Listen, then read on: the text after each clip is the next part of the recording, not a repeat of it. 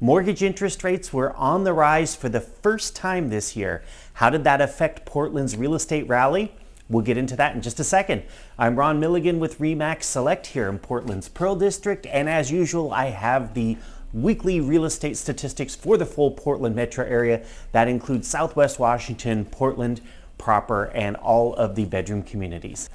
Mortgage interest rates had been pretty stable. Watching Wells Fargo's rates daily, I was seeing them bounce between 5.75 to 5.875. At one point, they did dip down to 5.375, which was really surprising to see. But then we got a few reports this last week. We got a spending report, inflation report, jobs reports, and that caused interest rates to increase. Right now, we've been kind of holding strong at about 6.125. That's the rate I've been following at Wells Fargo. So what did the rising interest rates do to our market? Well, the number of new pending deals was down slightly, but the numbers were still pretty strong. It's in this range that we've been seeing over the last 5 weeks or so. The number of homes sold was up slightly, but of course that's what we're looking at are transactions that went under contract, 4 to 6 weeks ago, maybe 3 weeks ago if something was selling rather quickly. Average days on market continues to rise, but I'm expecting to see that fall a little bit as we start to see more of the January transactions close towards the end of this month. The inventory of available homes to purchase, the number of active listings continues to slide. This has been going on for several months now. And in fact, when I look back at my notes from last year at this time, we had already, a few weeks back, hit our bottom and started to increase. So the inventory of available homes started to increase last year at this time. We're already 2 weeks into increases, and we're still falling this year. Part of that is just that new listings aren't coming to the market. We've heard lots of analysts talk about folks being bound to their houses by really low interest rates. They can't sell their home to move up to that next home because their interest rate is so low. They're looking at a higher price and a higher interest rate, and they just don't want to do it, or they simply can't afford it. So they're staying in their homes and they're keeping the inventory of available homes low. As the number of active listings continues to slide, the number of pending listings, on the other hand, continues to increase. About 7 weeks ago, we hit that bottom number, and the 6 weeks since then, the number of pending listings has increased. The average sale price did dip for the first time after about a 4-week run of increases in the average sale price. It dropped about 2.7% versus the previous week. However, when we compare this week to the same time period last year, roughly the same time period last year, we are still in the black by 0.5%. We did also get our RMLS numbers for the whole month of January. I think a lot of people were surprised to see the average sale price for January of 23 was 9.2% below the average sale price for January of 22.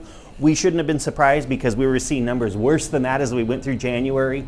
Again, those were transactions that went under contract in November and December, closed in January. They were ugly for sellers because buyers were in short supply. Interest rates peaked in November at around 7%. They were high in December.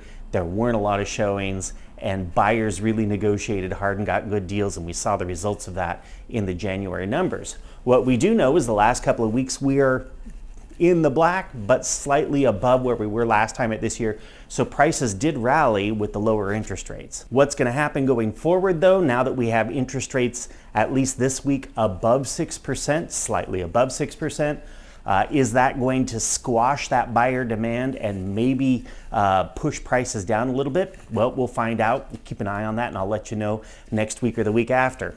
The last thing that I think is kind of important to talk about this week is the number of foreclosures and pre-foreclosure homes. The number didn't change here much. It went down slightly in both categories. Pre-foreclosure, those short sales, that's when a homeowner misses a payment and they receive that notice of default from the bank. And that's the first step in the foreclosure process. That's when a homeowner has a 30-day late on their mortgage payment and the bank issues this notice of default and records that with the county. There were just 11 of those, so not a huge number of them. So the last thing I have for you this week is a bit of an update on the condo market. Our office is here in the Pearl District, so we do keep an eye on the condo market. And that section, mostly the close-in condo market, that section from the North Pearl down to the South Waterfront and from the river over to the Southwest and West Hills, that's the market that we've been tracking for the last few years.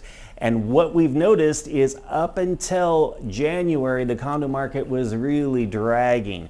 The number of closings that we were seeing in November was 34, in December it was maybe 37. It did bump up a little bit in January to 44, but what I did notice is that during this last month or so, last 5-6 weeks or so, the number of new transactions has gone way up.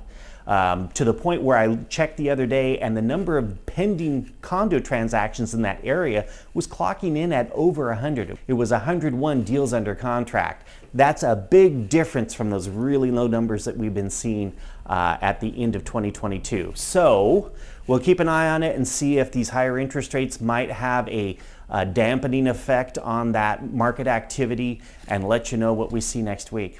So thank you so much for watching this video to the very end. I truly appreciate it. If you like the content, please give me a thumbs up. If you haven't followed, we would love it if you would follow this channel.